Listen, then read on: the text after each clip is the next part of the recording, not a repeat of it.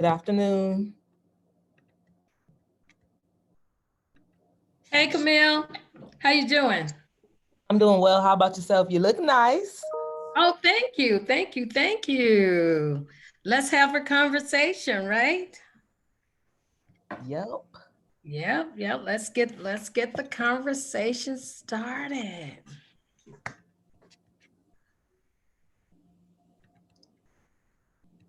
I see people are coming on. That's absolutely awesome.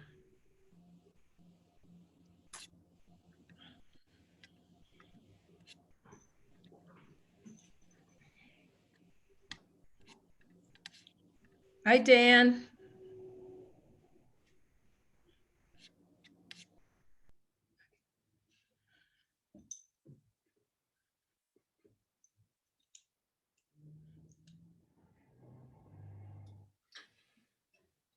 Thelma, did I miss a preliminary discussion, or are we, the deans are all set, all good to go, right?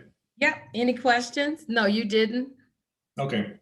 Yeah, you're all ready to go, right? I thought at 120 we were going to have some, No, we just didn't want to have any technical difficulty and wanted all of us to be on first. So that's why, thank you for coming on. You have the facilitation instructions and the questions, just make it your own. Make them your own, let it be organic and do it. And thanks, Dan, you and I are single. We don't have a pair, it's just us. Jeremy, you and Imelda have pairs. Dan and I gotta do it by ourselves. Awesome. I missed the student session. How did it go? It went well. I thought it went well. The students were very, they were very open, organic, responded. Yes, I enjoyed it. Congratulations, Thelma. I know this is a lot of great work. Oh, thank you. This is our work, and thank you for joining me in this work. Yes.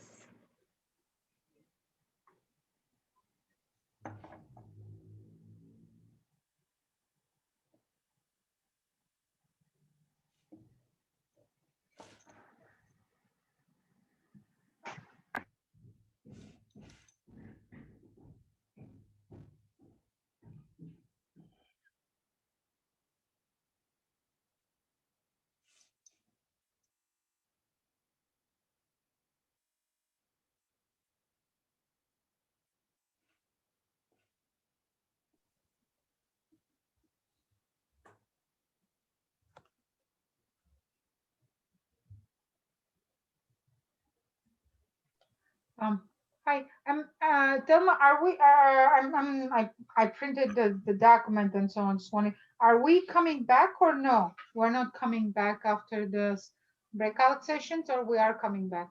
We are for coming the back. reporting out, Yes. the reporting out, okay. Yes. The 45 minutes is with the report, no, 45 and then 35 minutes, because it wasn't, okay. Yes, 45 minutes for the open dialogue, and then we'll come back for 30 minutes to report out. Okay, yeah. Gabrielle said she's on. I don't see her. She said she's on. Gabrielle, will you unmute your mic?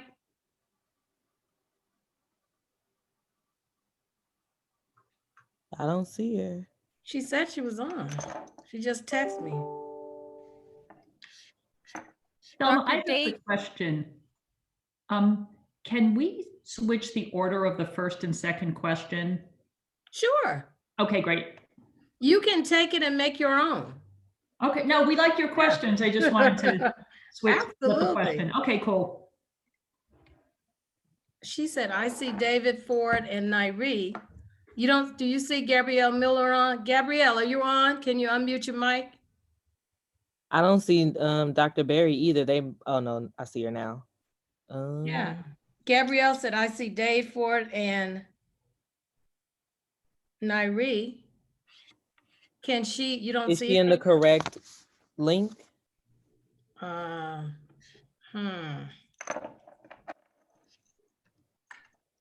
It looks like they are in, hold on, let me do this. Let me get off and send her. Yeah, I searched the participants. There's no one Yeah, they must be in another room. So let me get her in the right room.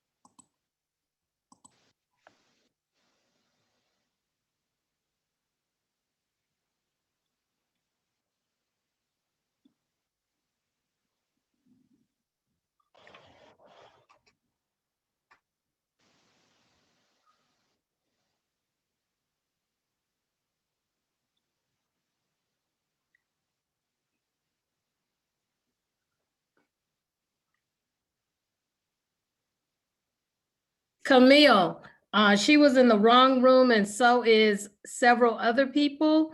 I don't know, we might need to send out the link again, but there are other people in another Zoom room. Probably in the student one from earlier. Yeah. Can someone please send it out again? And Uh, I will notify the individuals that they are, the ones that I know that's in the room, that they're in the wrong room. Maybe well, have someone Gabrielle's drop it on in the right one chat. now. There she is. Hi, everyone. How are you? Hello. Thanks for being here. Got you in the right room, Gabrielle. Thank you. Sorry about that. Okay. I just got the message. It was resent. Oh, great. Thank you so much. Thanks, Alina.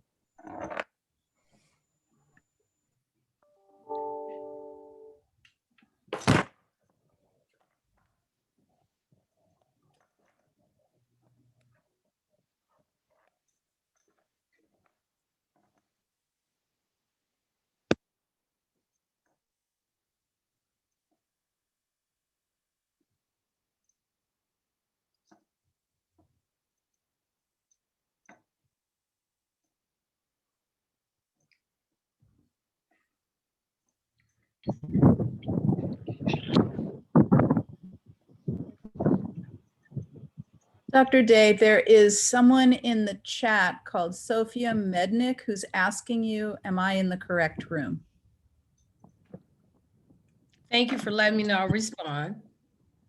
Oh, thank you, Christina, for responding.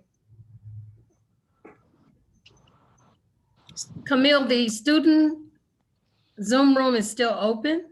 Is that why people are there? It shouldn't be. Yeah. Let me see. I'm gonna handle it on the back end. Okay, thank you.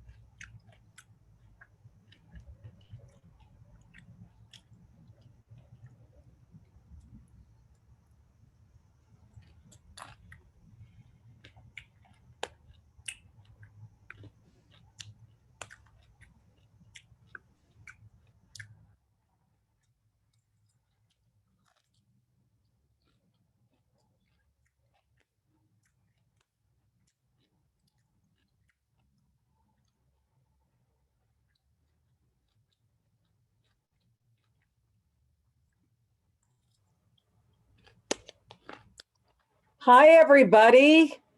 Keep coming on in. It's great to see everybody. Oh my, Happy New Year. This year has got to be better than last year, right? Well, hopefully. Starting off a bit the same way, but we're looking for some great improvements. Yes, yes, yes, yes. Gosh, it's great to see so many of you out there. And thank you so much for coming today. It's just been a very interesting time in our lives, hasn't it?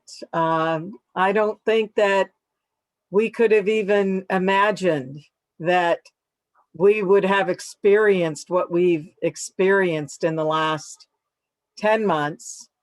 And then in particular, some of what happened over the summer, as well as just what happened last week. I'm certainly hoping that as we go forward in our nation, that we are able to put ourselves back in the right place. I just read something this morning that over 2 million people have died from COVID worldwide, over 1 million people in the United States. Now, obviously, we've got a substantial population when you're comparing around the rest of the world, but the impact is tremendous.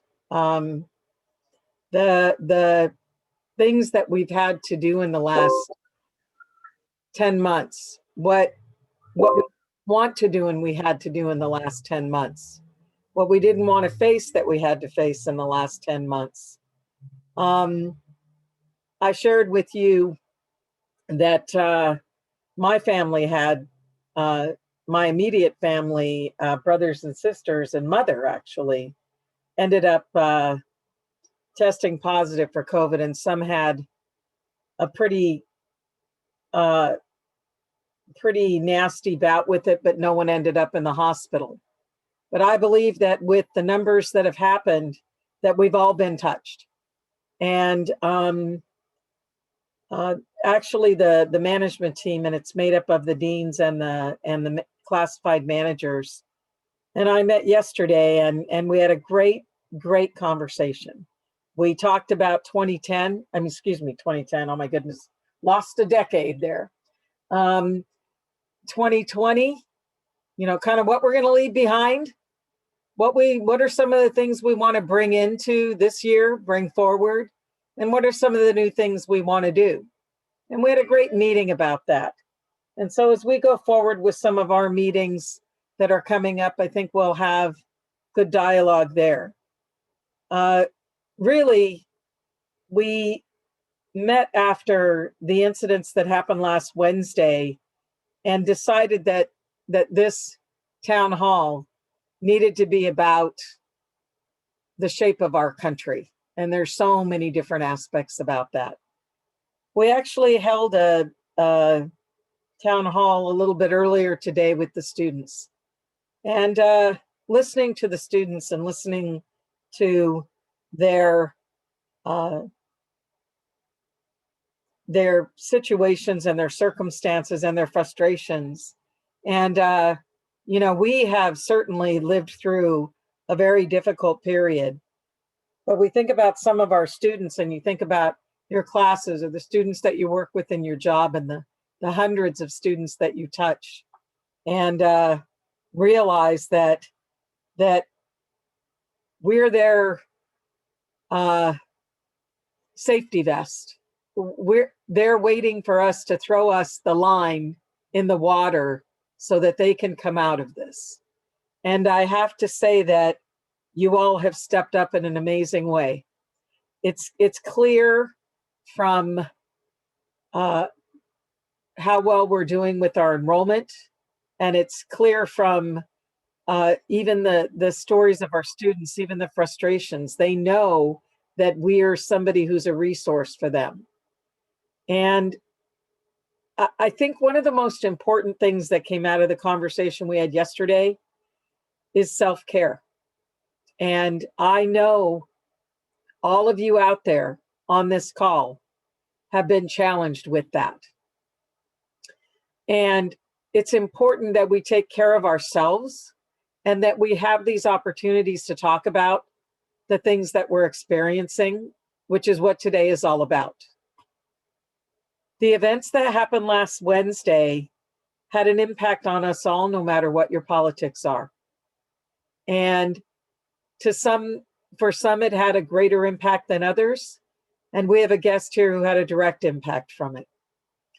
And so we want this opportunity for us to really start some real conversation and some real dialogue about what we need and what we need for ourselves, what we need for each other, what we need for our students, and what we need for our community.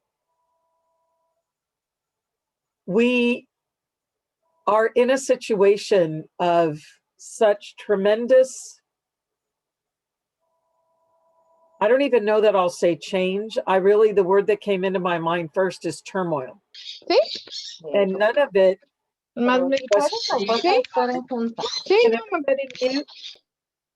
Thank you. None of it was created by us or exacerbated by us.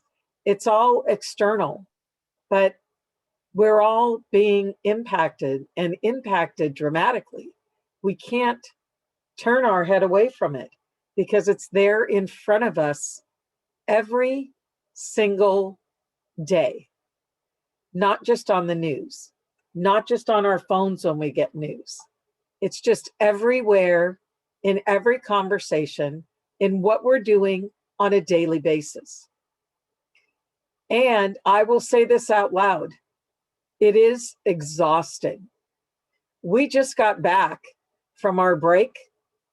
I don't know about the rest of you, but I came back a bit energized, I would say. I mean, I did take time off, but the exhaustion hasn't left us. So I think part of this is talking about what we're experiencing and what we're feeling. Part of this is understanding what others are experiencing and feeling. Part of this is listening and understanding. And part of this is relating to what we're experiencing. So I hope we have an opportunity to really speak frankly and openly. And I look forward to today being the start of something very, very productive for us, because I think we need this. I think as we go forward and plan for the return, whenever it is, we've got to return in a point in time that we're returning together and going in the same direction. Again, no matter what our differences are, there's so many things about us that are alike. So I just want to tell you that I'm so thankful that you came today. I'm so happy that you came today. I look very, very forward to this conversation. And thank you so much.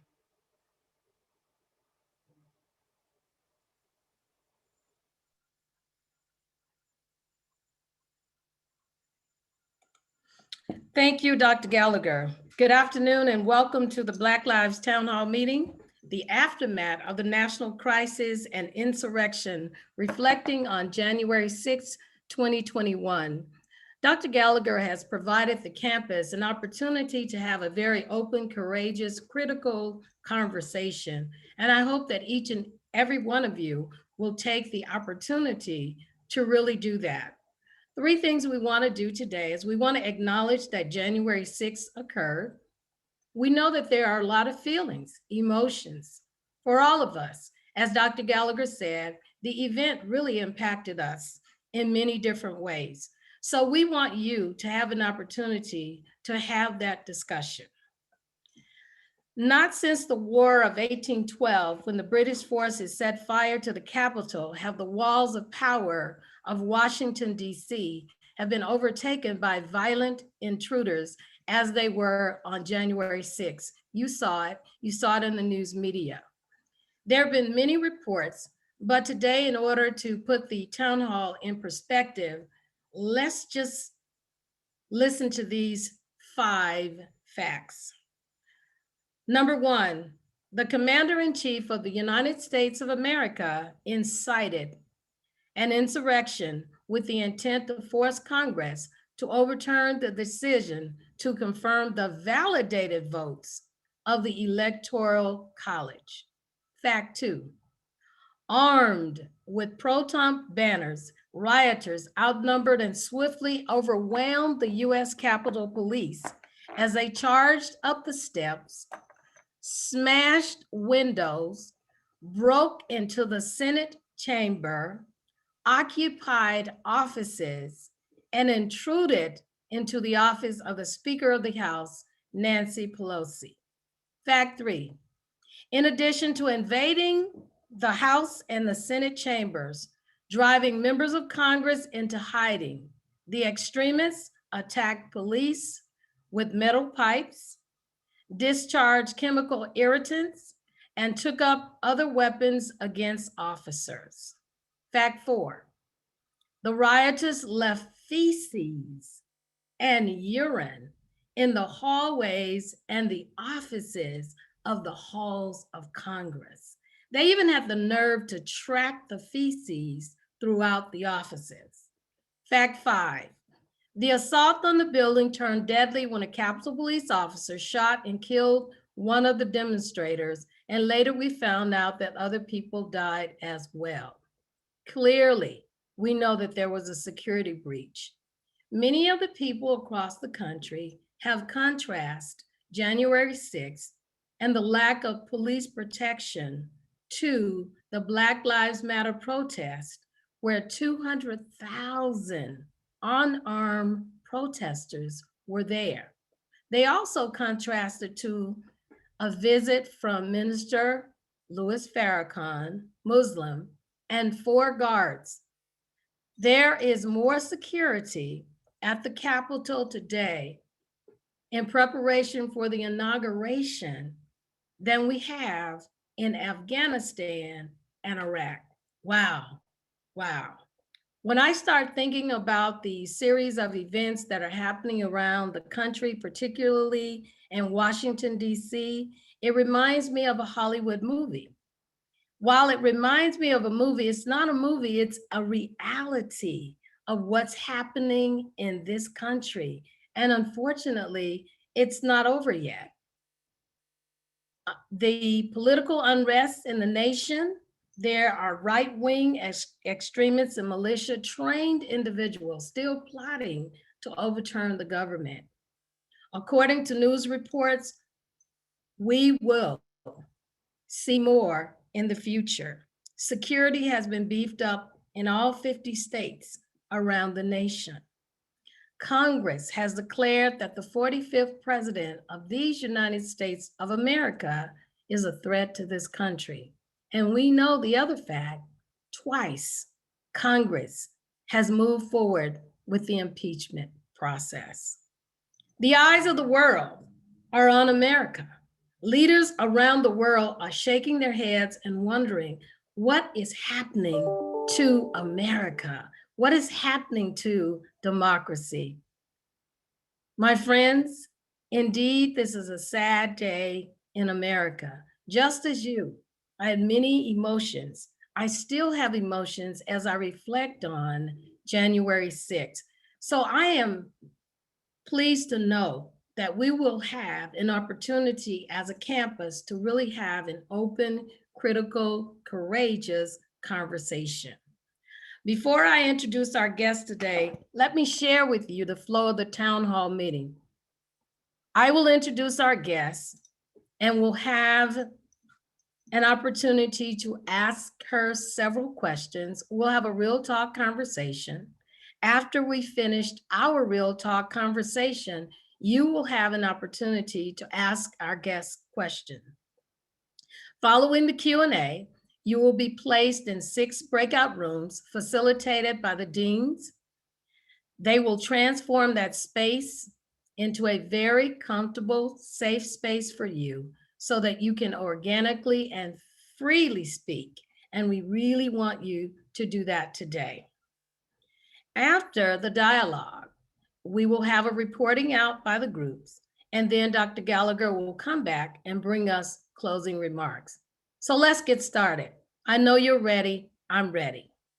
The Planning Committee, Black Lives Matter, always tries to identify credible individuals who can come to campus and address the topics for the meeting.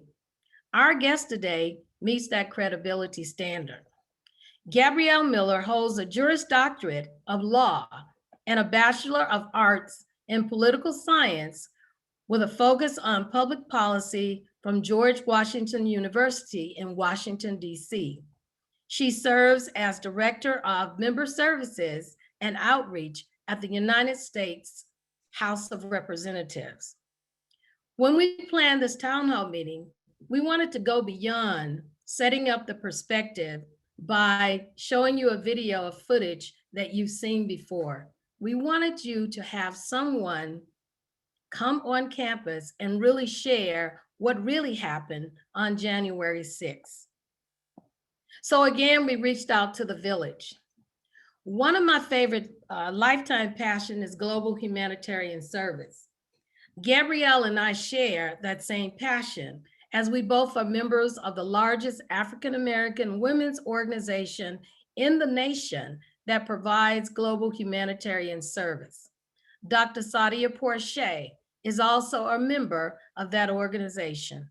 On Wednesday of this week, our organization, Delta Sigma Theta Sorority Incorporated, celebrated 108 years of service. Please join me in welcoming to Los Angeles City College, my sister in service, Gabrielle Miller. Gabrielle, let's do this. You and I have been talking since last week when I invited you to come, and you said to me that you're ready for the conversation. Say hello to my colleagues and my Los Angeles City College family. Hi, everyone. Thank you, Dr. Day, so much for inviting me to join you all today, and to Dr. Gallagher and the administrators, the faculty and staff. Thank you so much for being a part of this town hall meeting. I'm looking forward to our conversation. Let's do it. Okay. Let's have the conversation. Question number one.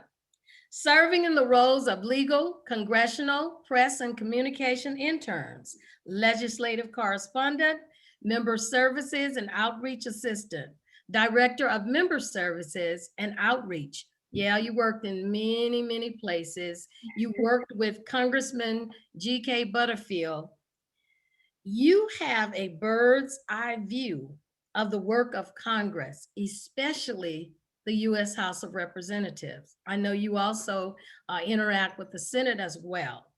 Mm-hmm. In light of the recent event at the Capitol, where you are dialed in to firsthand information, I just want to check in with you to ask you mentally and physically, how you doing? How are your coworkers doing? Thank you. Well, this has certainly been a devastating and trying time for our country, and having important conversations like the one we're having today is a necessary step toward healing. I am personally in absolute shock and horror at what happened on January 6th, just like all of you. I have so many questions running through my mind, and I am feeling so many emotions as I try to process all that unfolded on January 6th, what led up to that point, and the aftermath. For those of us in the Capitol Hill community and who know very intimately the ins and outs of the Hill, as we affectionately call it, January 6th, the day that we never saw coming. We thought this could never happen in what we thought was the securest and safest places in our country. I know that the events of January 6th have been characterized in different ways, a riot and protest and what have you. But those of us who lived through it know that what happened last Wednesday was nothing short of an assault on our democracy. It was a domestic terror attack on our Capitol and on our Congress, the first branch of government.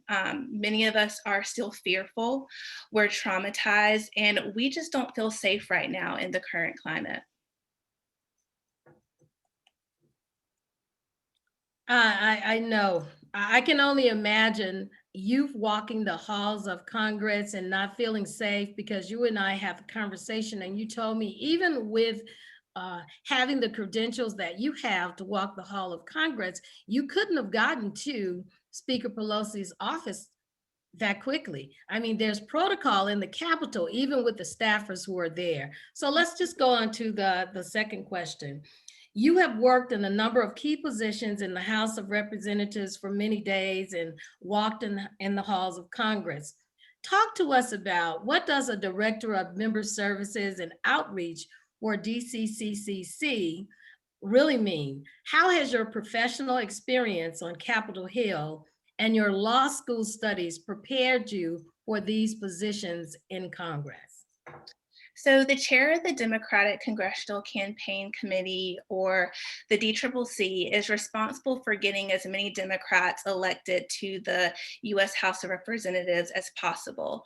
Because Democrats took majority of the House in 2018, winning 30 plus what we call Trump districts, the goal for the 2020 cycle was to maintain that majority and even expand it. As the Director of Member Services and Outreach, I manage engagement between the DCCC chair, other members of Congress, House leadership, and the various affinity caucuses on the House floor. I organize our outreach strategy, particularly to those vulnerable new members of Congress who represent Trump districts, like my boss's district, which is the 17th Congressional District of Illinois.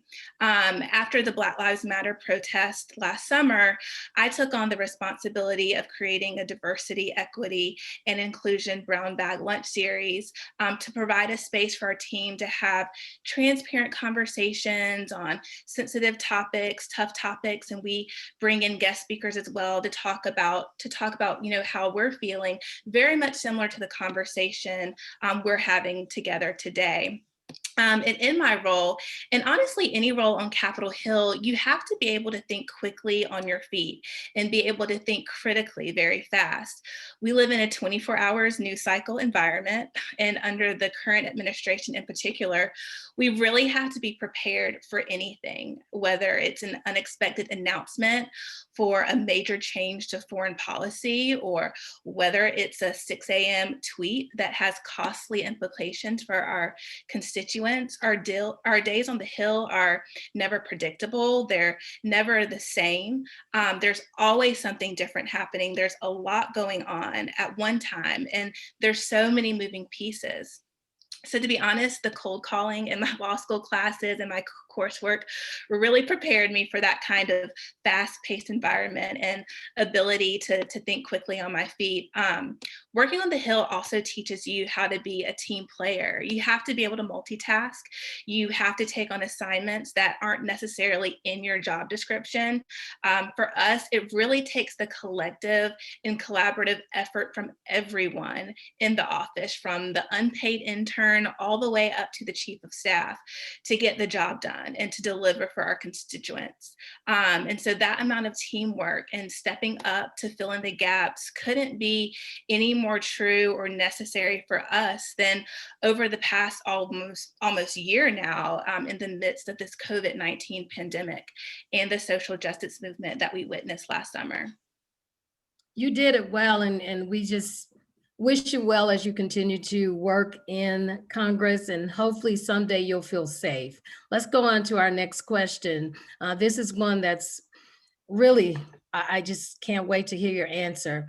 We saw the news stories and read via social media the horrific accounts of the series of events that occurred. And in my opening remarks today, I talked about what actually happened on the inside. Gabrielle, feces and urine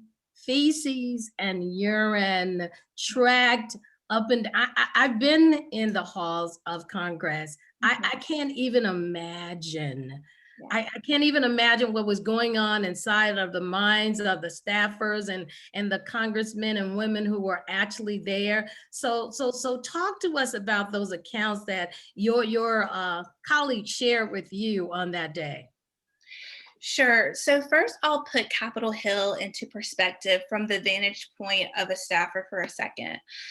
The Hill is very much a community. It's almost like a city within itself. We have everything in that building, from restaurants and cafeterias to banks and dry cleaning. It really is our own little town within the Capitol complex. Those of us who work there spend a lot of time with the people we work with. The hours are very, very long.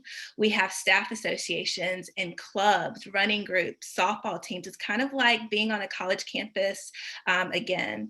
And most of the staffers are very young staff. Lots are college students serving as unpaid interns.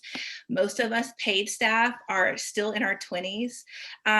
We typically have to be in the office by 8:30 a.m. and we'll stay there, as long as it takes to get the work done. We'll sometimes leave the office, go straight to happy hour or a reception together. So we spend a lot of time together in close quarters. So that kind of gives you a picture of how much of a tight-knit community it really is. So on the day of January 6th, most of us keep like MSNBC or CNN on our TVs throughout the office. And, we're watching the floor proceedings on that day, just like everyone else. We did expect there to be some protests from Trump supporters. And of course, we had just watched the Trump rally that morning. And so as we're watching the news on the TV, we see the news networks all of a sudden switch from video footage from the House floor to video footage inside of the rotunda. And we just started seeing all of these people just freely walking throughout the rotunda. It was very confusing because the Capitol is closed to the public right now because of COVID-19. All public tours by the tour guides and even lawmakers, they're suspended right now. And so you really don't see that many people, walking inside the halls of Congress right now. Most of us, are working from home right now because of the pandemic. And even pre-COVID, in order to, walk around the Capitol and access those particular areas of the Capitol building, especially the rotunda, you have to be accompanied by a staffer or a lawmaker or a tour guide. And on the TV, we saw that clearly wasn't the case. There were just floods of people walking through. So we didn't know what was going on. We saw people, carrying book bags and flags, and which is just not allowed. And it was just very, very bizarre. We couldn't believe our eyes. It didn't seem real. So we're all watching it unfold on the TV screen. And if you've ever visited the Capitol, you know that the rotunda is right off of the House floor, like 10 steps away.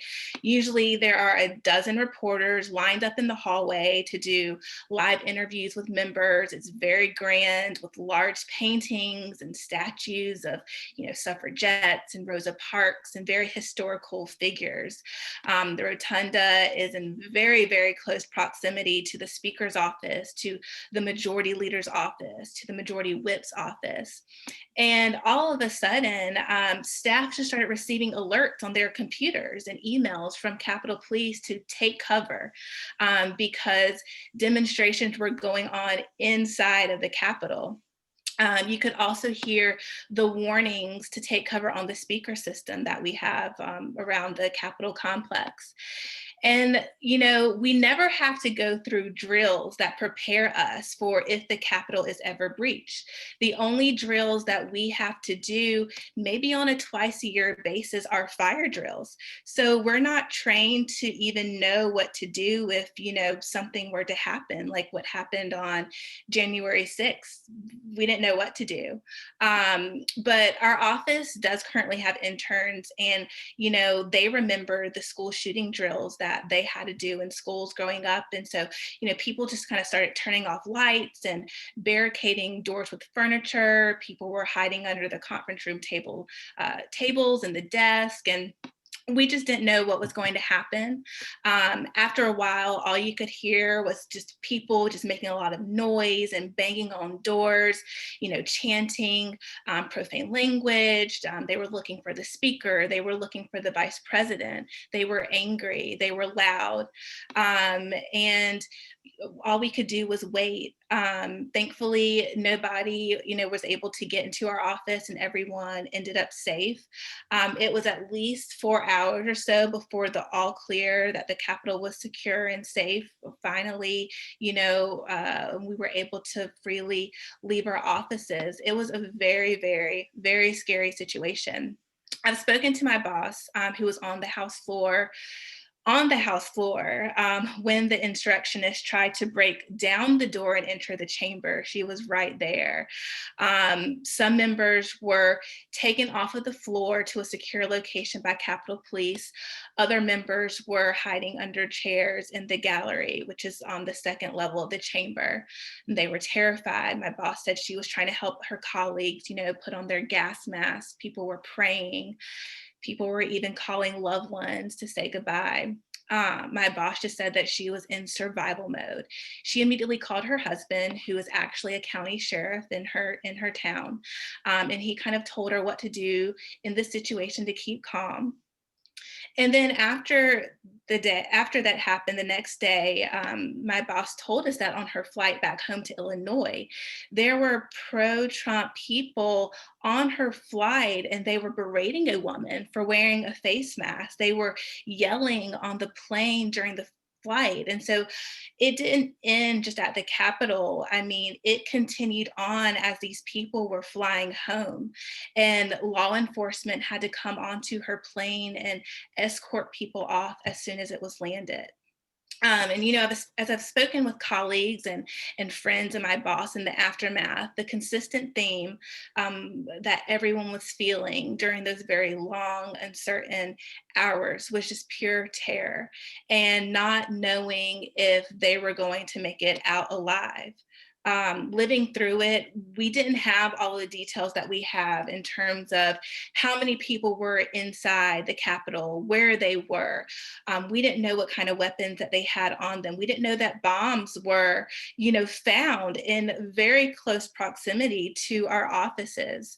And so to see those images every day on TV and on the internet and on Twitter over and over, it really sinks in and makes you realize how much, people were in danger and how much worse it really could have been. I mean, from the details that are trickling out every day about the people who breached our Capitol, it really could have been a hostage situation. It could have been a massacre. 5 lives were lost, and so many more could have been lost on that day, though.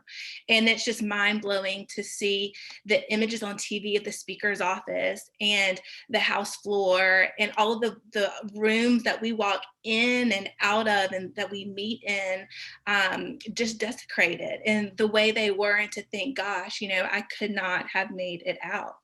And so these insurrectionists, the mob, as some people say, they stormed our Capitol with malicious intent to cause damage, to terrorize, to hurt, to possibly even kill our lawmakers and our staff, to kill us inside of those buildings. But to us, the congressional staff and the people who walk up and down the halls of Congress every single day with the singular goal of just serving our constituents and serving our country, to us, the Capitol isn't just this building that, you visit when you take a trip to DC, or this global icon of American democracy. To us, the Capitol and all of the buildings within the Capitol complex, that's our workplace. That's like our second home, because we spend so much time there. And the elected officials, the staff, the essential workers, like the maintenance crew that had to clean up all of the damage, the cafeteria workers, the Capitol police officers that we see every day, that we've gotten to know on a personal level. Many of them are our dear friends, and we're like a big family. And so when your second home is being destroyed, when the lives of your colleagues and your friends who are like your family are endangered, there just really are no words. It was all just so very traumatic. And unfortunately, I think that that trauma will have a lasting impact on all of us. Wow, we're so glad that you made it out. And again, we are so glad that, wow, people are safe.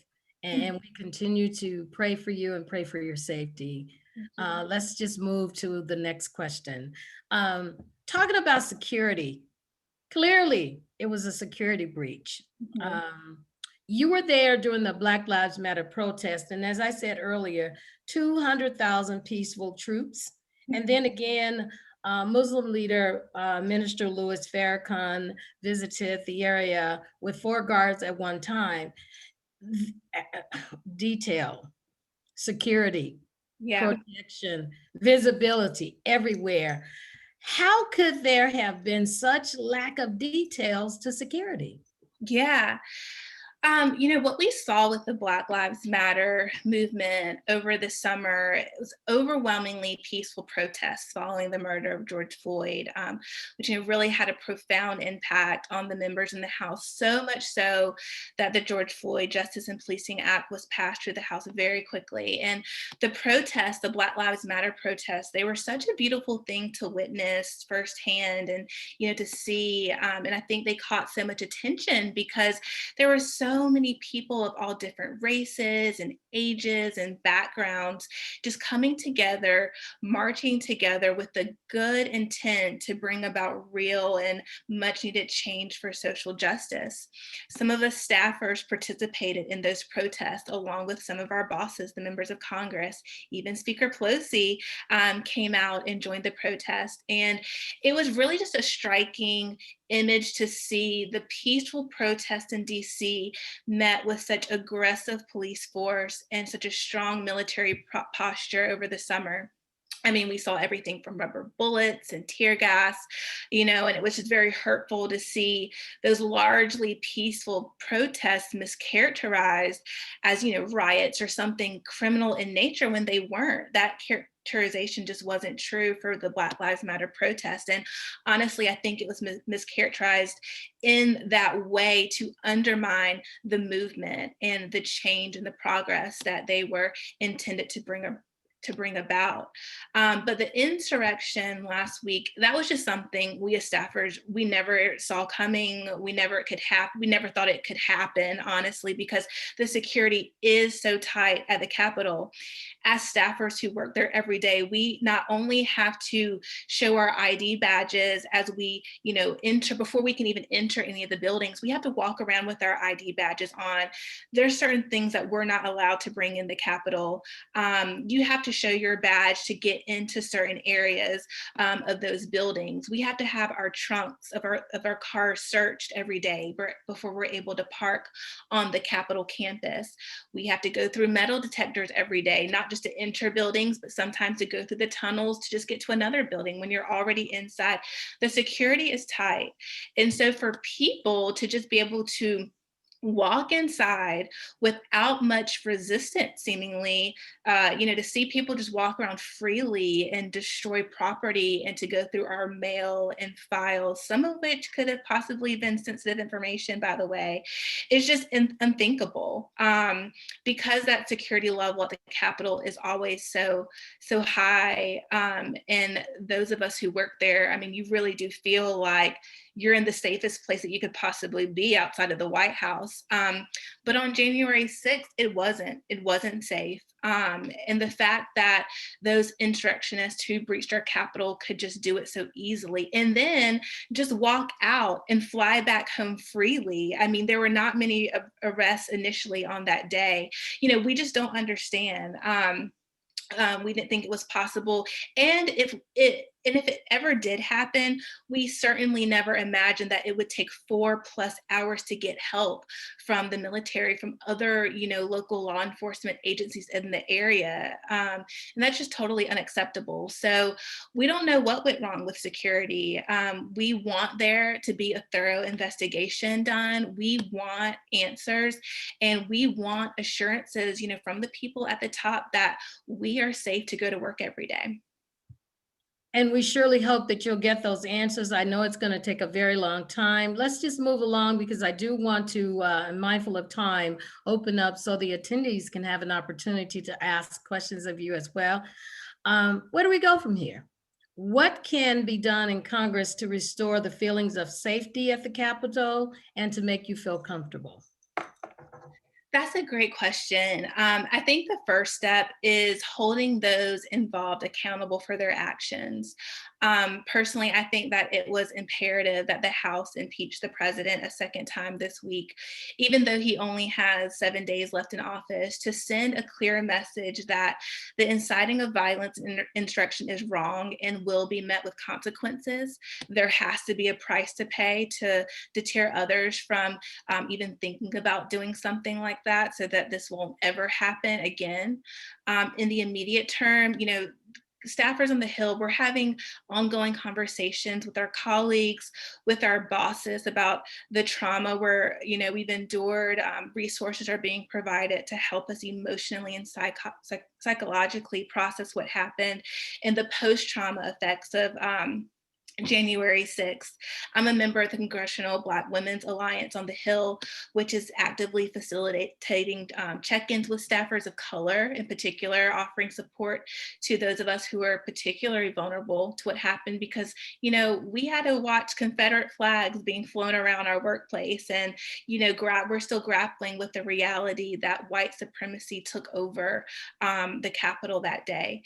We're now seeing large fences built around the Capitol complex to keep people out, which is sad because, it is a space that used to be so welcoming, and it used to be so open, and people from all over the world will come, and it's, just this icon of American democracy around the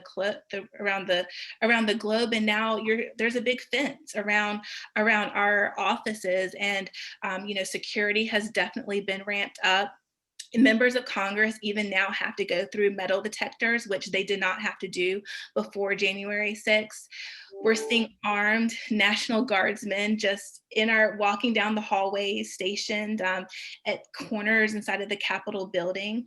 And so unfortunately, it almost feels like our workplace, which, as I described earlier, was like our own little community, our own little city, has now become like a war zone.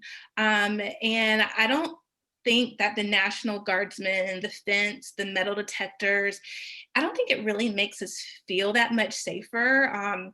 It's actually just a constant sad reminder of what happened.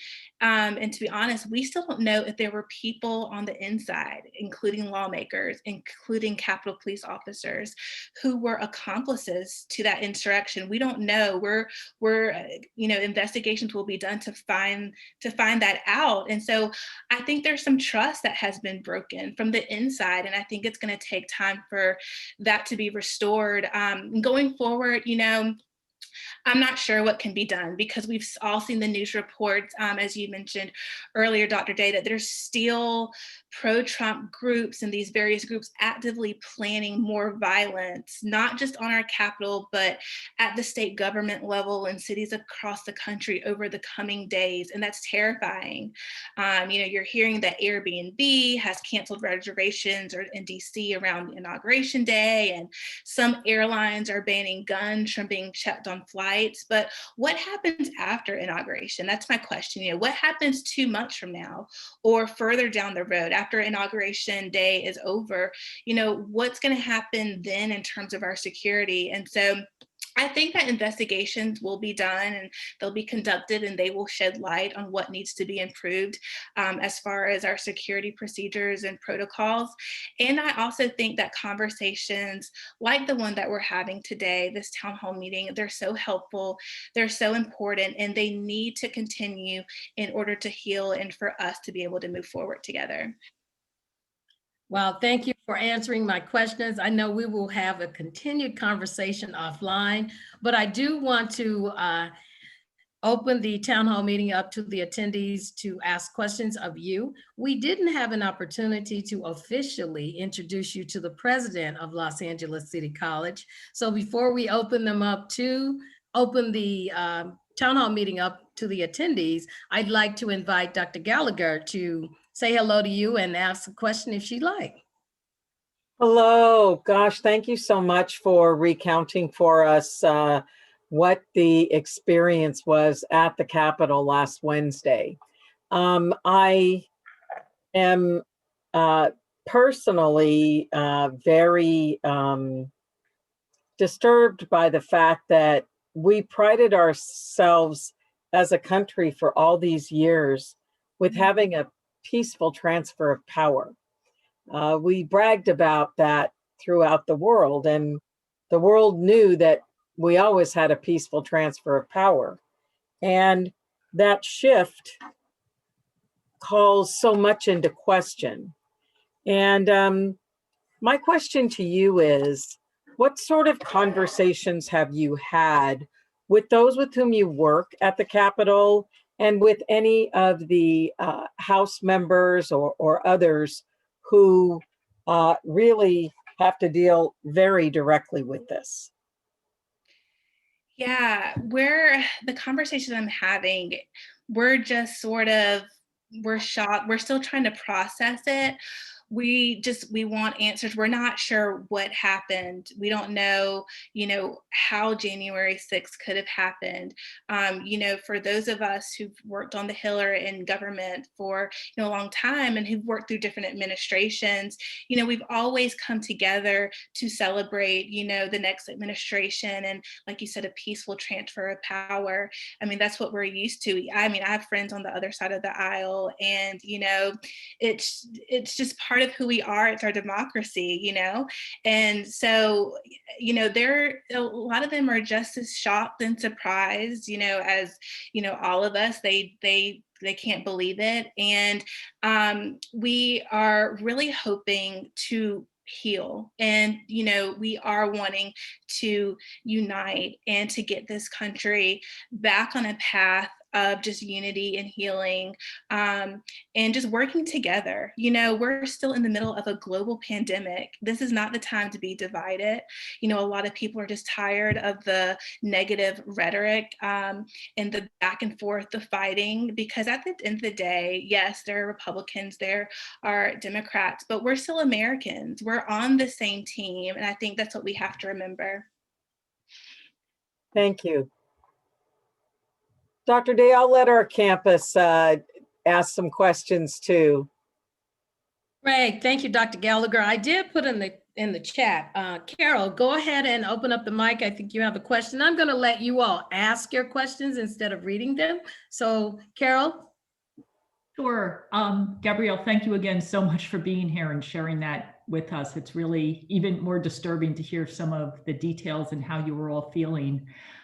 So I know that one of the things that was so appealing about Joe Biden as he was running for president was this opportunity, the experience that he had reaching across the aisle and his intent in trying to bring people together. Just sort of from the perspective you have, do you think there's still an opportunity for him to be able to do that? That's a good question. I think we're interested to see. I think that the intent is there. I think that we do want to work with people across the aisle. We do want to find common ground. My boss in particular, she always, one of her kind of rules is when she introduced legislation, she always typically likes to have a Republican co-sponsor, because we really value that bipartisanship. We think that's the way to get things done. I don't know. I don't know if that bipartisanship is going to be there. I think that the political climate right now is just so, it's very tense, and you can feel it even as you're working on the Hill. You can just feel that it's just very divided, and it's very hard to find common ground, to work together, to get anything done together. So I definitely think that President-elect Biden and his team are going to definitely make the effort and do everything that they can to reach across the aisle, to bring people together. But are we going to be met with resistance across the aisle? Are they going to want to work with President-elect Biden? I'm not sure. I think that's a question that's, we'll see. I hope so, though. I really do hope so.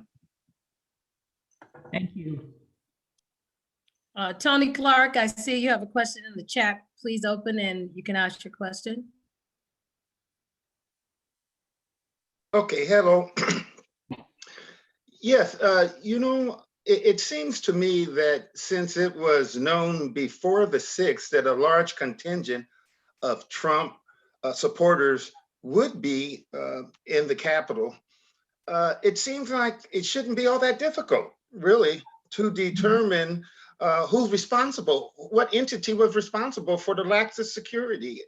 I don't understand that. And I've been listening to some of the pundits and no one gives a satisfactory explanation. And so I want to ask you, Ms. Miller, is there any ongoing discussion right now centering around that fact?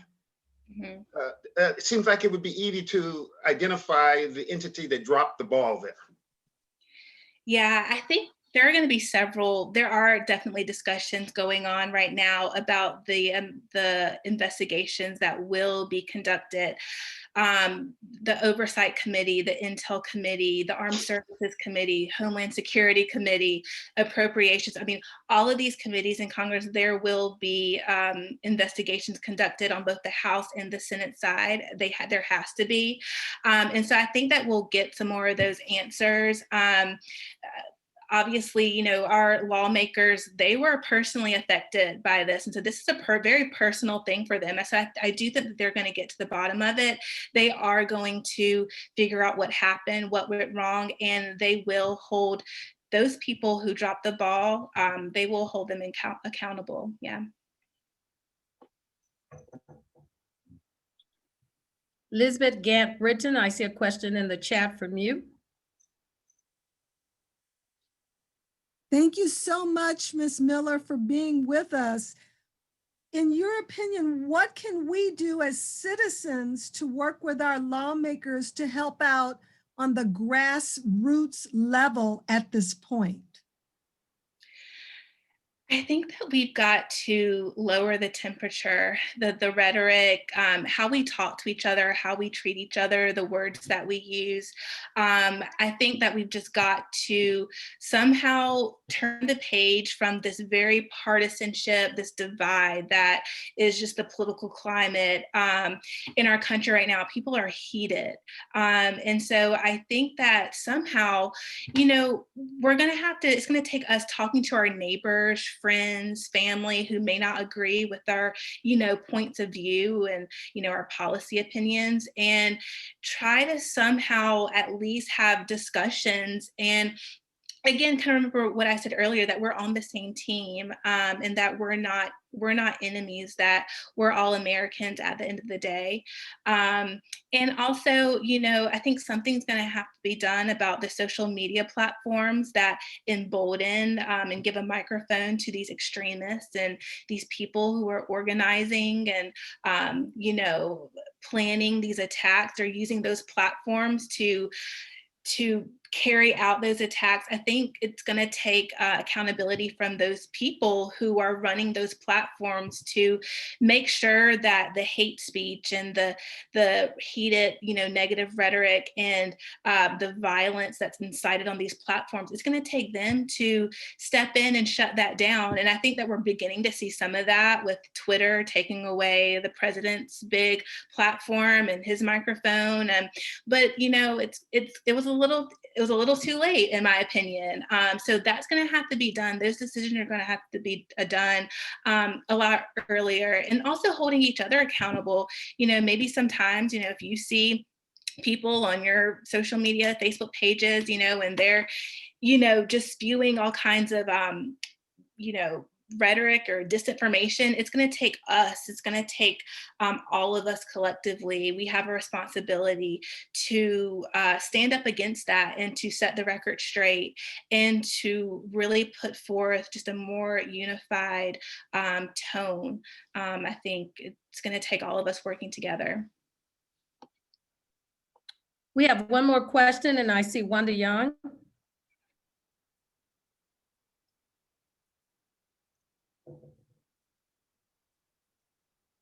Wanda, you want to ask your question? I'm sorry, Dr. Day, I was on mute. Okay, I'm just talking away. So I wanted to ask your opinion, what level of violence is expected in American cities next week?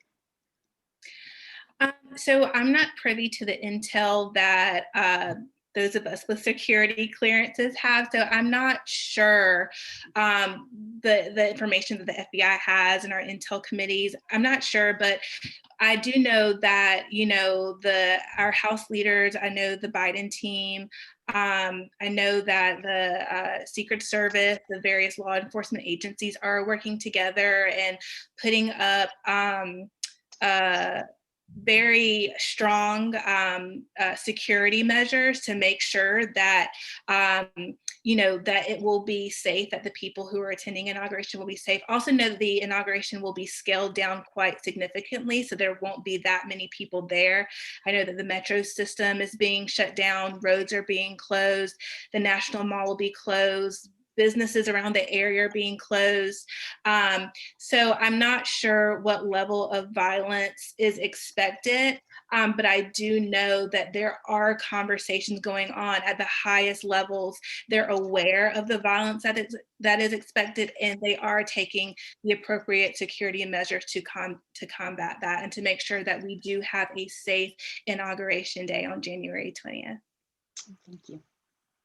Gabrielle, thank you so very much for being with us today and for being open and honest and giving us that personal testimony of what really happened on January 6th. We wish you the best as you continue the work in Congress on the Hill. And I know we'll have you back sometime later to have more discussions.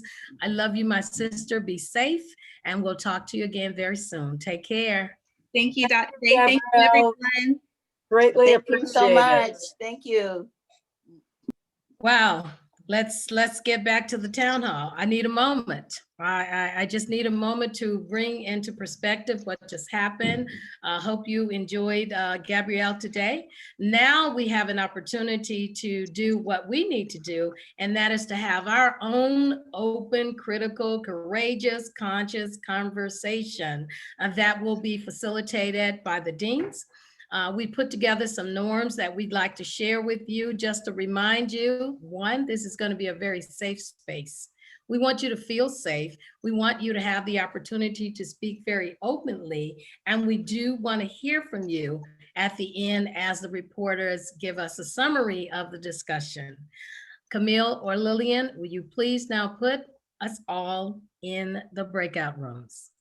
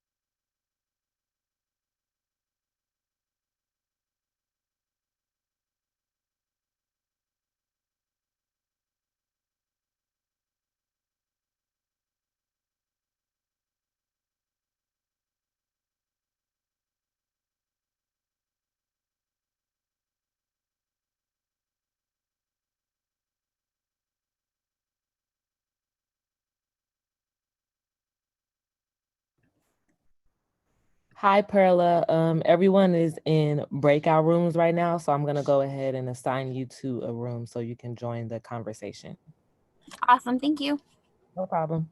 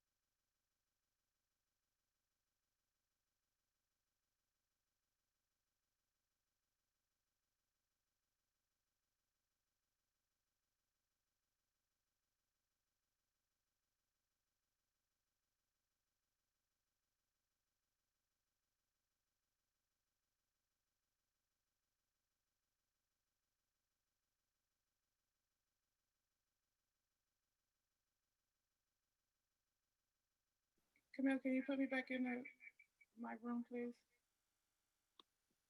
Yeah, what room were you in? Sadia. Okay.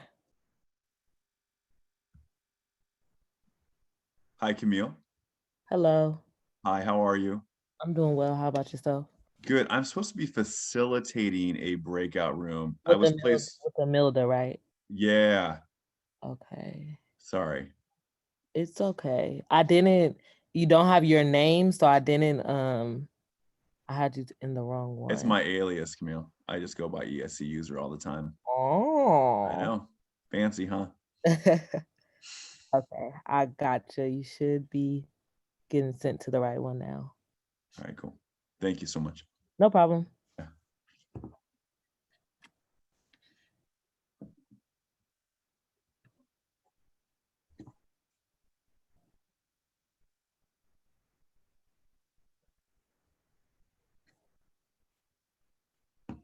Did they ask you to go? No. Room 2 though, right? I think it's where I'm Yeah. trying to go to. Just awkwardly sitting here looking. So I'll move you. Let's try again.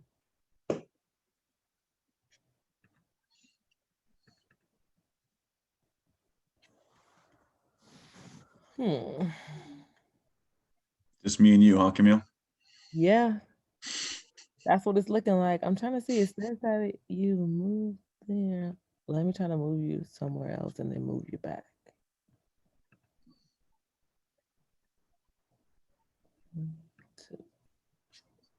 Still nothing? Mm-mm. Let me see what happens if I hit the breakout room button. There we go. I got it. Okay. I'm out. It's been a pleasure. Been a pleasure.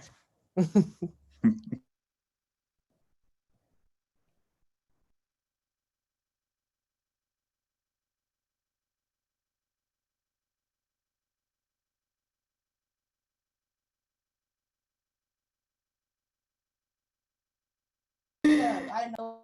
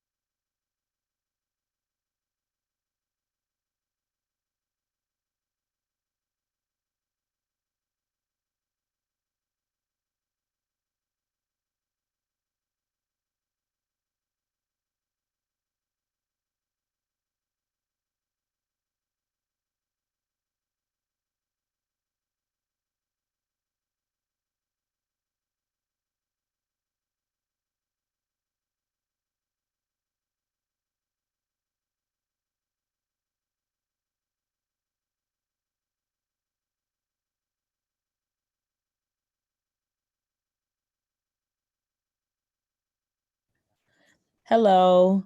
Everyone is in breakout rooms having a discussion, so I'll go ahead and assign you to one now so you can join in.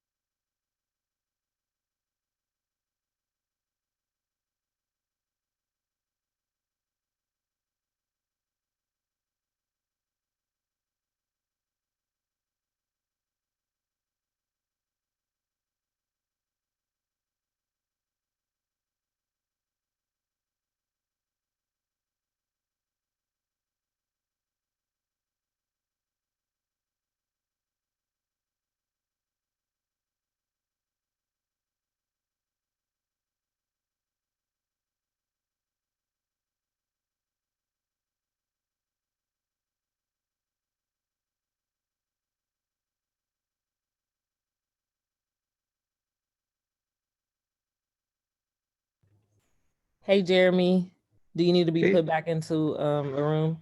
Yeah, room number 4. For some reason, Zoom kicked me out. Okay. But I mean, Hello? Hey, Dad. I'm out. Yeah, I'm at home, but I'm working. What's up? Mm-hmm.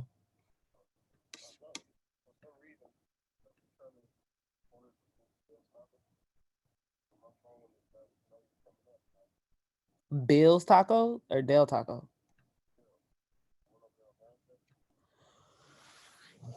Which one you ordering from? I mean, like what you using DoorDash or Postmates? I mean, that's my question. Oh, BILLS. That's what you're saying, right? Bill's Tacos. You saying Bill's Tacos, right? Okay. You sure? All right. Search through if you. I don't know what you own, but look at DoorDash and Postmates and Uber Eats because they be having different like restaurants.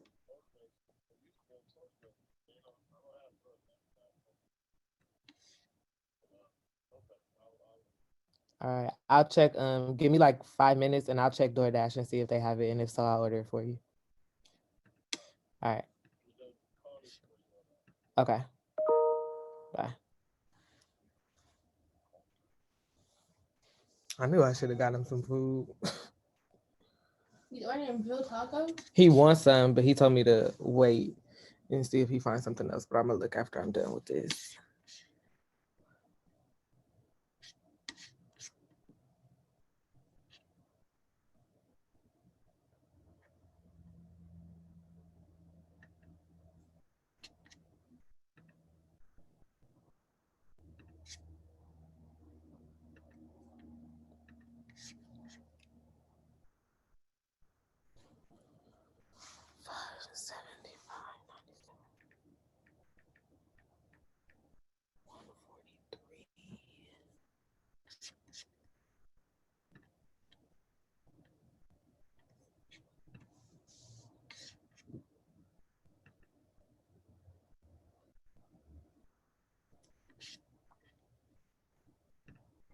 No.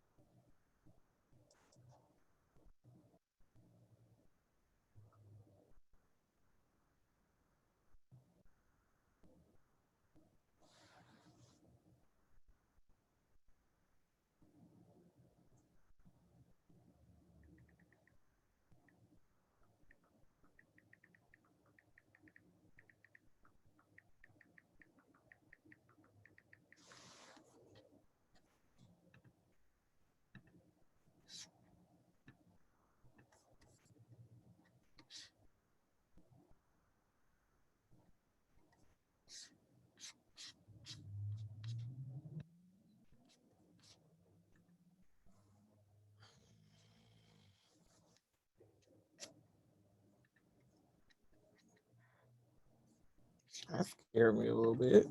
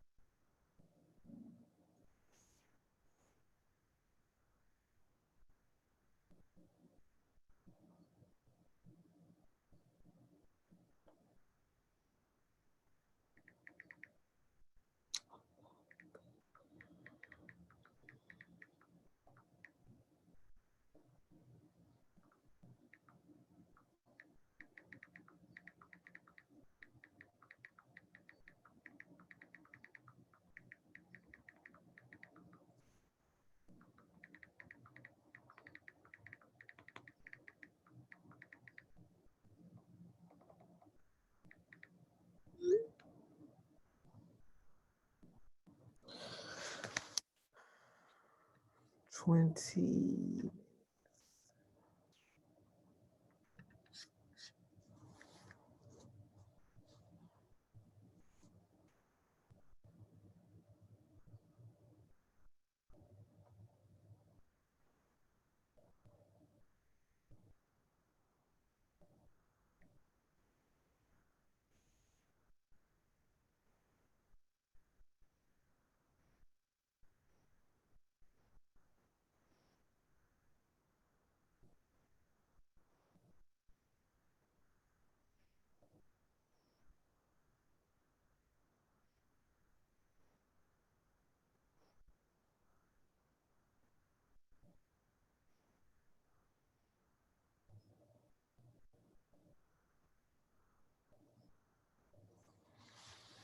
Oh, you can press play.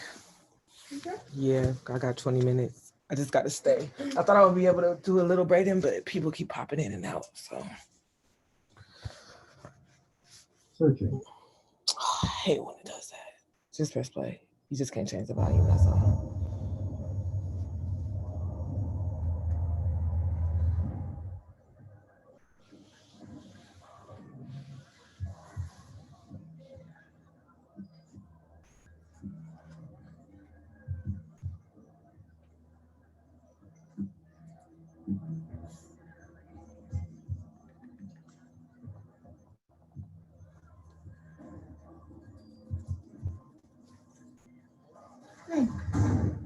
Hey.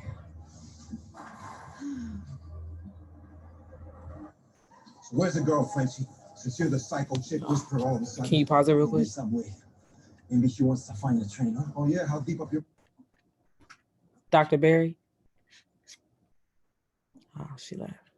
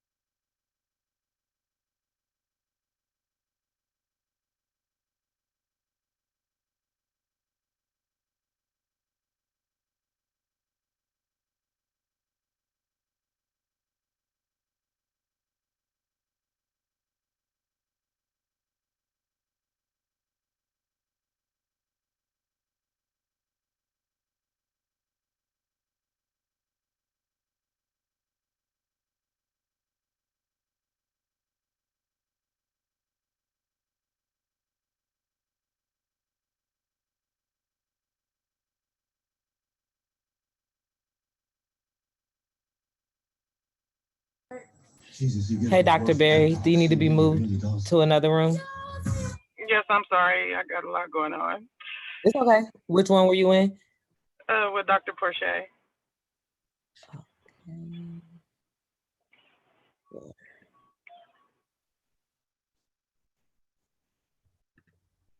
All right.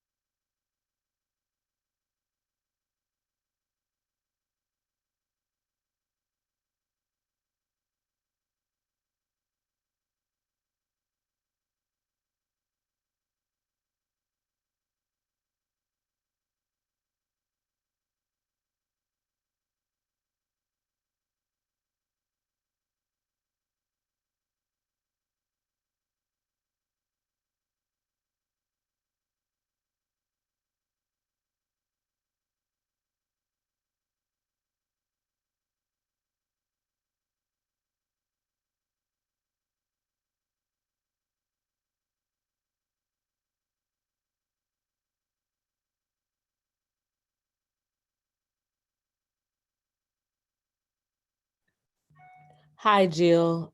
Everyone. Oh, never.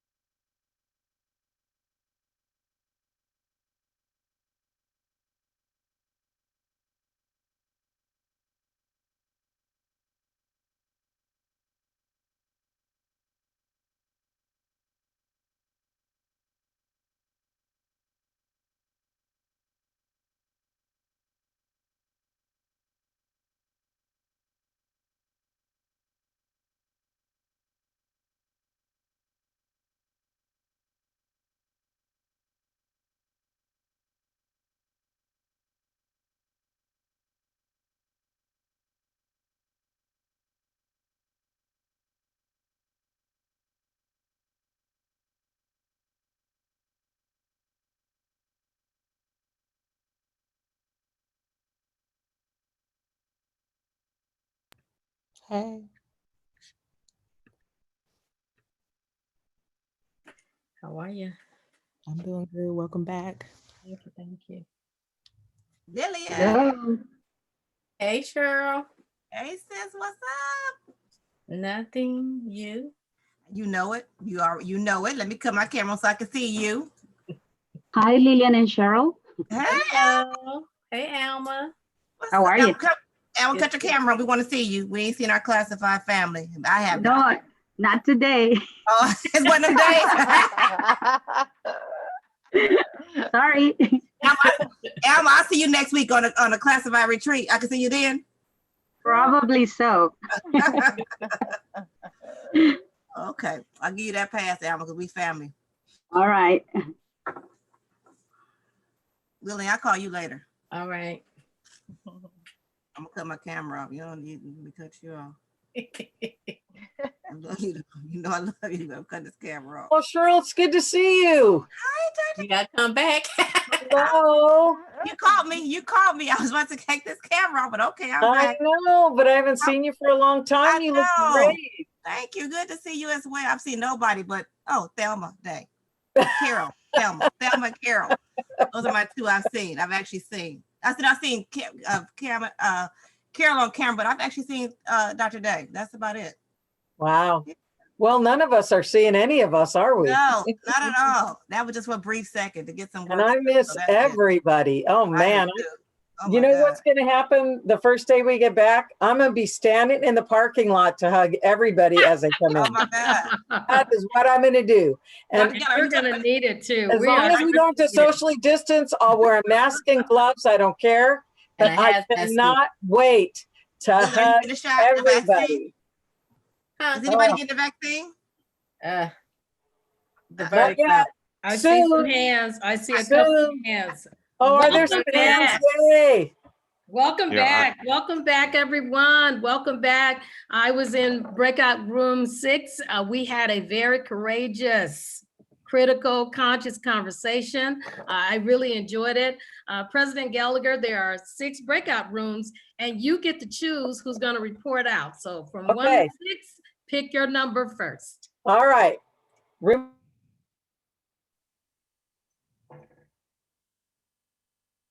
What room? Did we lose her? We didn't hear, Mary. Can you No, repeat? which Room group? number 3. All right, group 3. Let's hear it for group 3. Who's reporting out? You have 5 minutes. I'm reporting. We had a wonderful discussion, and Thelma and Mary, thanks for giving us this opportunity. So just to share some of the things that came out, when we talked about sort of initial feelings, for so many people, the initial reaction was anger. And to a large extent, this was because, they felt that this is something that we should have anticipated or known it was coming, that it had been kind of building, from the time of the election back in 2016. And there should have been things that had been done along the way that would have checked this and put a brake on this. And so that was something where most of the people said that was sort of an initial reaction. And, someone mentioned that, well, that's something that it's easy to understand why that would happen first. And that I think a lot of people are saying they feel like they haven't been able to process everything. And it's something like they were almost stuck on this, that kind of emotion. And that, in maybe part of it is, until we get through January 20th, we make sure the transition goes through. Some people were saying they sort of feel, that this is something that it's very difficult or tough to move forward. There was sort of an interesting discussion, both with someone who was an immigrant themselves and then someone who talked about his parents, and this idea that, the US is something that, people would come to because of it had the kind of democracy that other countries don't. And there were this expectations about what our country is, but this is something realistically that's always transforming. And so we have to realize that, a lot of people don't know what they should, don't have the education in history in our country. And so that it's really important that as people are coming to the campus, that they're able to, sort of continue to learn about sort of what are the strengths, but certainly what are the weaknesses of our country and its governance. some of the classes that we're going to start to have with the ethnic studies requirements will be wonderful to bring new perspectives to people. And so those are some of the things we can think about. I think another really strong thing that came out was this sense of accountability. And one of the things that's kind of holding people from moving forward in terms of being able to deal with this and move on is until justice is done, that they can't take that step. And so it's something that, Gabrielle had talked about, well, these are the, investigations that are going on, the things that might be happening. And so there was certainly a sense in our group that until there really is, sort of some type of justice done, that would be so hard to take that next step. Let me see. In terms of, some of the things that could be done at the national level, we had talked about the accountability, Biden, trying to, continue to make the case that, he is representing all people, and despite the stuff that's happened, that, he is there to lead all Americans. Someone mentioned about Republican leaders confirming the legitimacy of the election and kind of continually and consistently putting out the message that this transition to power is legit and should move forward. And then in terms of, some of these ideas of what we can do, on campus, and, in what ways can we use this as a teachable moment. And so I think some of these things about, helping to work with students on our country's governance, politics, other perspectives, migration, sort of the dreams and what we're moving towards, and what the realities are. And, we recognize that, students come in as adults, young adults, and they have their ideas, they have the background that they bring with them. But one of the most important things that we can do is to really do this kind of critical analysis and engaging people to look at the information that you hear, try and get different perspectives, really be able to analyze the value of different ideas, and during this discussion and engagement to be able to treat other people respectfully and with dignity. And that's whether it's in the classroom or whether we're just interacting on campus. And so trying to, emphasize that. And then just one last comment that came in is, at least at this time, we sort of have to be able to work with this idea or concept of pain, because people are feeling this, and that's going to continue for a while. So there were lots of great ideas that came forward, and we were so happy with the group that we got a chance to talk and meet with. So again, Thelma and Mary, thank you for that opportunity. And thank you, Carol, for a great summary of discussion of Group 3. We appreciate all that you have shared with us. Mary, which group is going next? Can't hear you.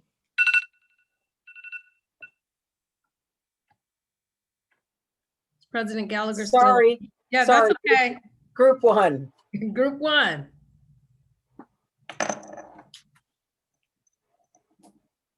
We are the Group 1. So this is David. Could you please? Oh, okay. I wasn't sure which group number I was. I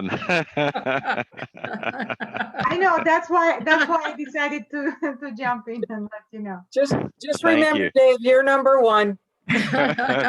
no, you're number 1, Dr. Gallagher.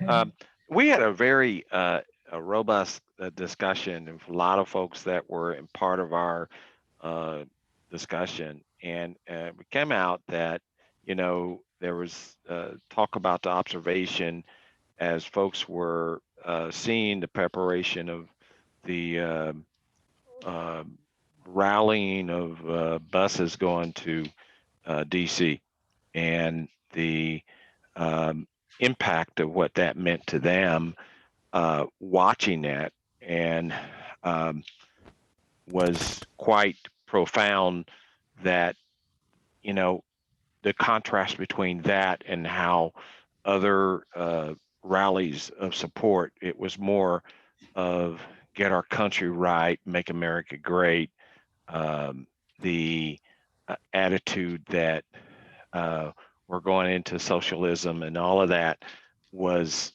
pushing folks to support this insurrection. That, you know, the other was that whether or not we're, you know, can be totally optimistic that we're going to get past this, because in our lifetime we've never seen anything like this. The last time that something like this occurred was in the 1800s, where there was a similar takeover of the government. We needs a lot of work on solutions. Felt that white privilege was put out front and center. White folks aren't afraid of law enforcement officers like we are people of color, and some folks have expressed their own personal experiences of being stopped and harassed over simple things. We're seeing the continuation of social and economic balances that still exist, that the numbers are disproportionately out of balance with African Americans and other groups of color as well. There was also comments from the justice system, of course, is certainly not equally and looked upon as a fair way of judging crimes like it is for others, where records, term incarceration terms are longer, or the outcome of a crime is totally different than for someone else. And in many cases, the reason why a person is committing a crime is because of social disparities, and they're doing it to feed their families. It's hurtful that, you know, someone spoke about the multicultural value here that we have here in LA, that to seeing something like this on the Capitol was very upsetting and disappointing. There seems to be a double standard and a hypocritical rhetoric for us to really learn from this and try to move forward.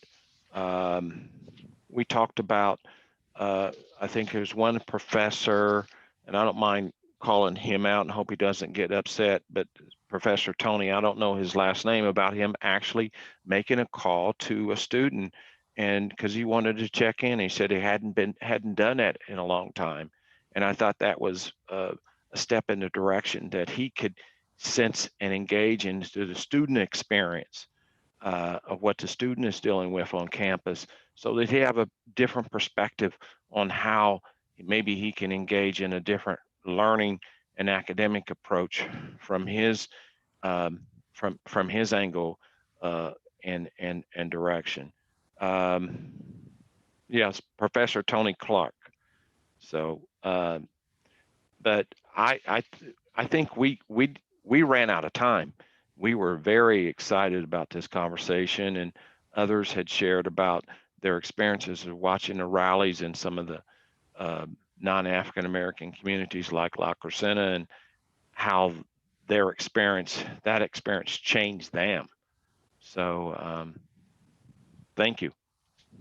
Thank you, Dave, for sharing your comments and comments from group number 1. We really appreciate it. Next group, Mary. This time I'll unmute. Group 6. All right. Group 6. I had the great pleasure of being the scribe against my will, but here goes. Group 6 had a good discussion, and in regards to the first question, some people say they were traumatized, angered, and hoping that the U.S. would be better. We had a lot of people who are immigrants, their parents are immigrants, and they came to America for our democracy. And to see the atrocity of what happened on January 6th, it was like, is this the U.S.? Another one made a statement of an attempted coup that failed, and that they were trying to turn the United States into a fascist system.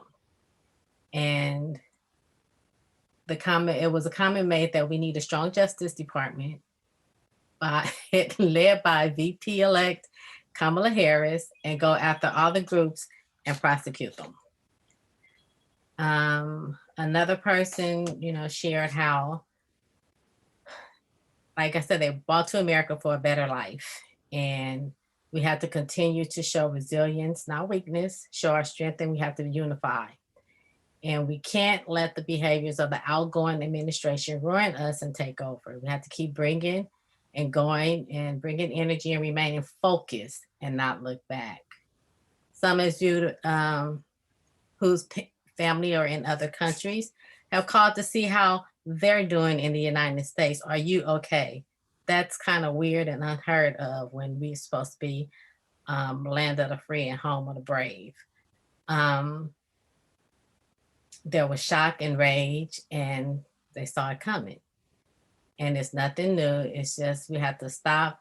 We have to correct and stop enabling the disinformation that's being spewed out. I know me personally, I have a cousin who's a Trump supporter, and she goes off the tangent, and every time she says something that's wrong, I check her on it.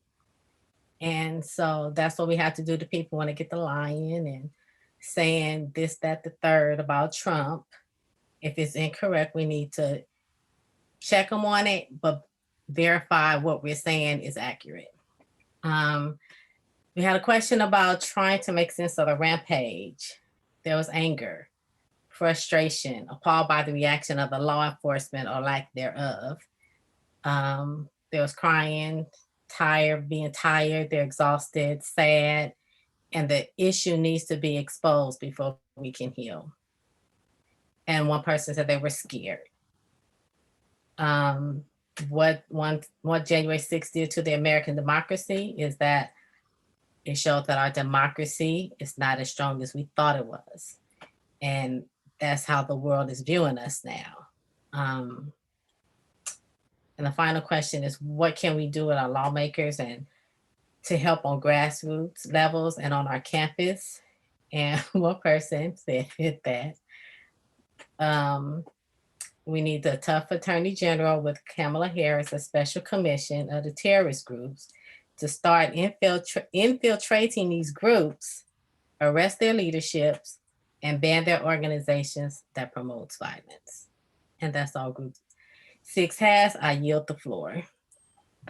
Lillian, you did a great job of synthesizing the conversation in our group, and we had a wonderful conversation. Yes, it can go further. Yes, it can, and it will. All right. Thank you. Wow, Next that was group. great. Thank you. Group 2. Group 2.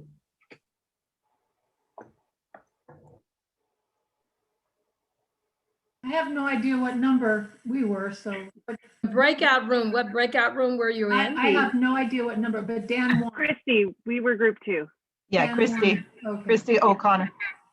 And Vera was our Waiting for backup. someone to say something. Okay, I was like, I don't know what number I was. So I'm reporting out for us. I know we jumped back and forth between the questions, but the overall feeling in the beginning when everything occurred was anger and shock were the top two.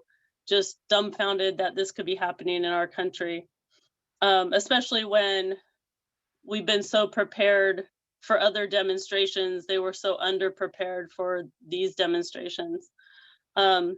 We discussed about how to get past the hurt, and that it's kind of good to witness these things and know what things like racism look like, and those types of things, and know what's harmful to us so that we can identify it and work on ways to fix it and work together on not having those issues.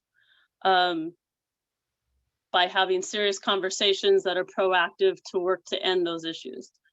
Sorry, sometimes I can't even read my own writing. Some people it's hard to understand. many of us have friends that are very one-sided or other-sided, and it's hard to understand how people are so passionate about these types of thoughts or movements, or so ingrained in where their information is coming from, and trying to understand that and know where they're getting their information is one way to start to work together to come to hopefully a happy middle. When you're looking at the people who are so passionate, when you get down to who they are, in so many ways, we're all alike. We just have these different views that make us so polarizing sometimes. But they, you know, the basics of a person, I think they brought up the one of the women who passed away. You know, she was a wife, she was a mother. She's still a woman that is, you know, so passionate about her side, or what she sees. Why were other demonstrations? We discussed why other demonstrations were so prepared for and this one wasn't, and how shocking it was as some of us have immigrant families, that this isn't supposed to happen here. But we as individuals can work to not support racism when it's in, like, our friend group. If we take a stand to walk away from and not feed into it, or give opposing views with education to help people see the other side.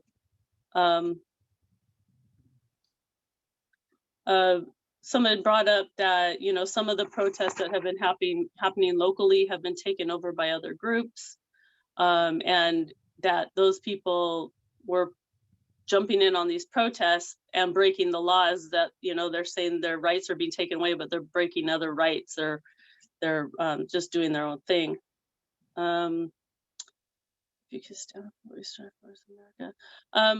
We also got into a discussion about the flag and what it stands for, and that it doesn't really stand for the same thing for everyone, but it can stand for what America could strive for, as when everyone has the same opportunities and ability to have access to success.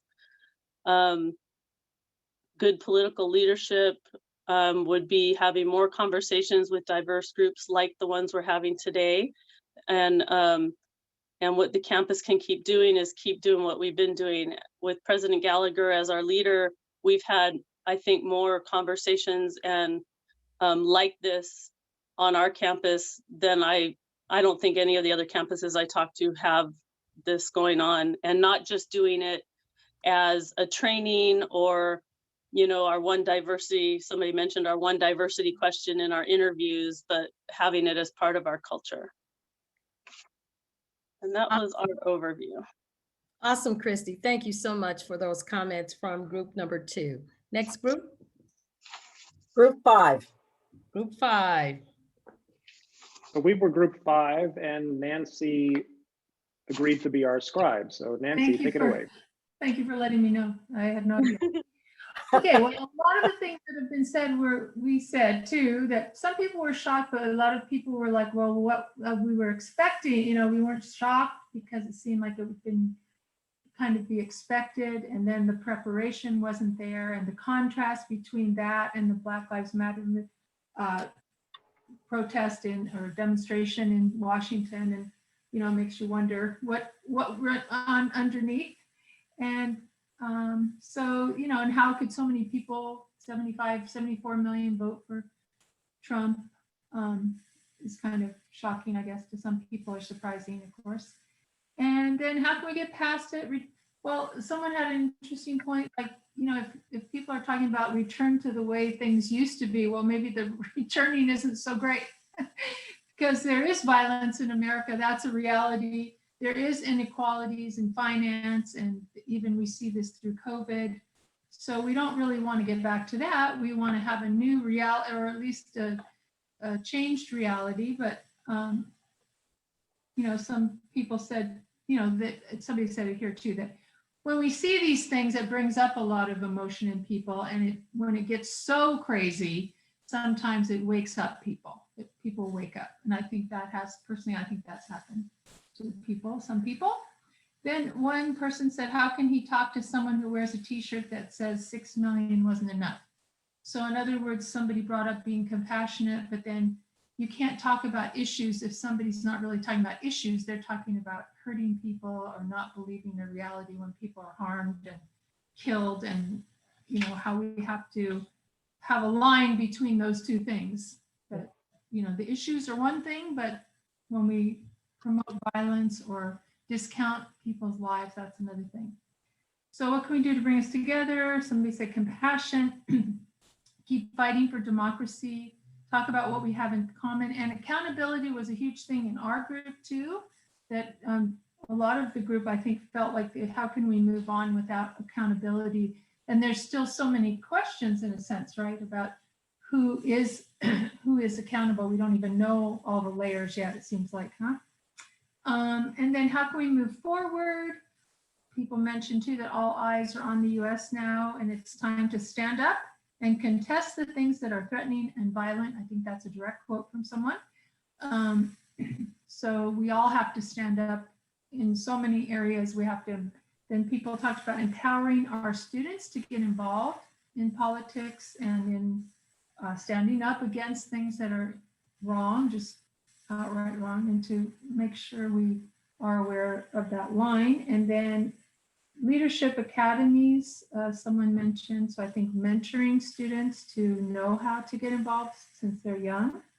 And then the mental health support, someone mentioned, just continuing with that and mentoring them and modeling for them how to get involved and be role models ourselves for that involvement and for taking care of ourselves, I guess, huh? In mental health.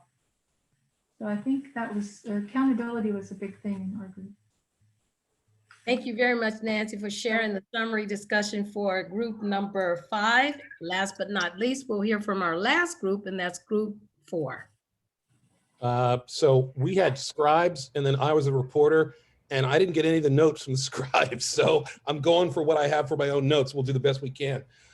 First, I want to thank both of you for putting this together. Everybody in our group really talked about what a wonderful thing it is.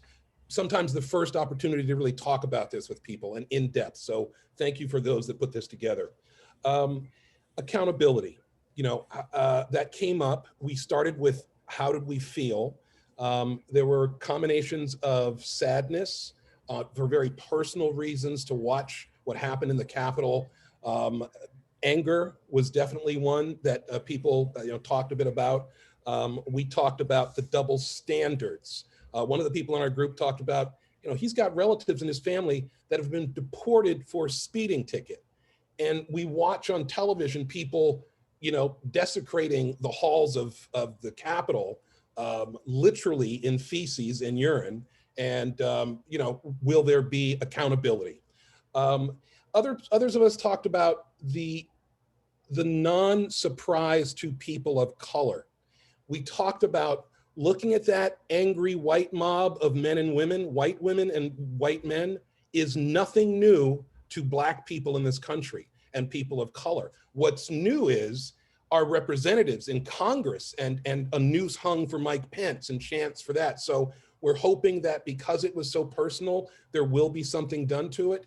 We also talked about, in terms of moving past it after accountability, there isn't really a question of what do we do if we look at history. If we look at what Germany did after the Nazis were defeated, if we look at South Africa after apartheid was defeated, truth and reconciliation, laws that do not allow you to fly a Nazi flag. These cultures and countries embraced their history, the truth of their history, and that's what may be missing from America.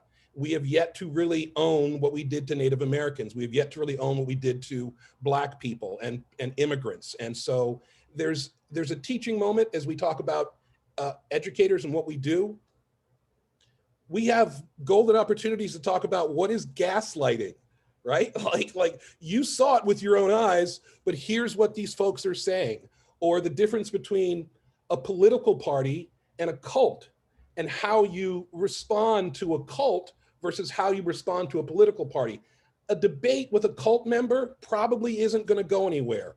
So we have an opportunity as educators talking about truth, talking about history, and what have we learned. And so this campus, things that we can do on campus, any events when we get back together, when we can physically get back together, that bring different cultures, different ethnicities together, opportunities to see each other as just folks versus all the other things that can kind of go out there. And we also thought there's a fear we feel for the folks that rioted and tried to storm the Capitol.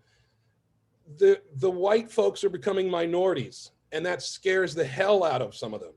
And it's as though minorities are treated badly or something in this country, which we know is not true. So why would they be afraid? So that was essentially it. I've done my 3 minutes. That's all I got, folks. Thank you. Well said, Kevin. Thank you so very much. Thank you all for participating in today's Black Lives Town Hall meeting. We look forward to having the further discussion. And now I'm going to turn the town hall meeting back to Dr. Gallagher. Thank you so much, Thelma. I just want to say real quickly, we're over time, but I so appreciate you all coming today, you all participating today. I look very, very forward to many more of these. I think that the group that plans these saw today something very, very powerful happen with all of us. And I just want you to know that I'm so happy to see all of you. I love all of you, and I can't wait till we're back together again in person, although it's going to be a while probably, but I can't wait to see you again next month at our Black Lives Matter Town Hall. We'll do discussion again like this. So thanks for coming, and everybody have a fabulous long weekend. Yay! See you. May I add, please? Yes. May I add that we please save the notes. So. Oh, yes, the notes please from save the different groups. notes. Send them to Dr. Day, Thelma Day. All right? Please do. Thank you. Thank you all. Have a great Bye, time. everybody. Bye. Have a good weekend. Great job, you guys. Fabulous job, you guys. Thank you. Thank you. Wow. Everyone. Thanks, Bye. Dr. Jean. Thanks, Dr. Day. Oh, it's so good to see you guys. Oh, my goodness. Bye. Bye. Everybody. Oh, so great to see you. Bye. Oh, goodness. Bye, everyone. Laurel, I'll see you at the store. I know. We'll see you at Vaughn's, right? That was funny. With masks. That's right. That's right. But we were in the vegetable aisle. Yes, we were.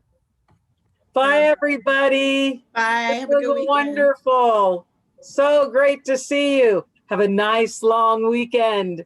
Yay.